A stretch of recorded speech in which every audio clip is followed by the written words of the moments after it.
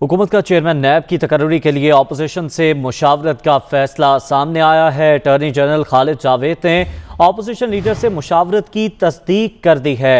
नए चेयरमैन नैब की तकर्री तक मौजूदा चेयरमैन अपनी जिम्मेदारियां सर अंजाम देंगे। चेयरमैन नैब को हटाने का फॉरम सुप्रीम जुडिशल काउंसिल होगा। अटॉर्नी जनरल का ऐसा कहना है। चेयरमैन नैब को हटाने का तरीकाकार नई तरामीम में वाज़ेह कर दिया गया है। मज़ीद जानेंगे, मोहसिन एजाज हमारे साथ मौजूद हैं। मोहसिन, क्या तफसीलात हैं?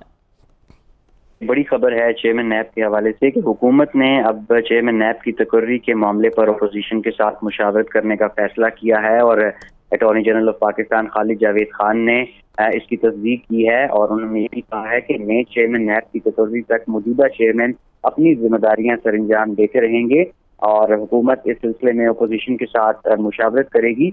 और उन्होंने ये भी कहा है कि चेयरमैन नैब को हटाने का फोरम सुप्रीम जुडिशल काउंसिल होगा और चेयरमैन नैब को हटाने का तरीक़ाकार नई तरमीम में भी वाज़ेह। इसके साथ साथ ज़राए ने यह भी बताया है कि जो एक तरमीम भी की जाएगी चेयरमैन नैब की तैनाती के तरीक़ाकार में, और अगर वज़ीर आज़म और अपोजिशन लीडर के दरमियान मुशावरत में भी ये मामला तय नहीं पाता, इत्तेफाक़ राय नहीं होता, तो फिर ये मामला अब पार्लिमानी कमेटी को भिजवाया जाएगा।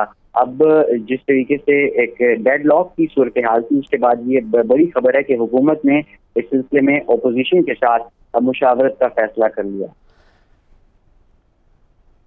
ठीक है, मोहसिन हमारे साथ ही मौजूद रहेगा। अपने नाज़रीन को बताएं कि हुकूमत ने चेयरमैन नैब की तकर्री के लिए अपोजिशन से मुशावरत का फैसला किया है। शुक्रिया आपका मोहसिन।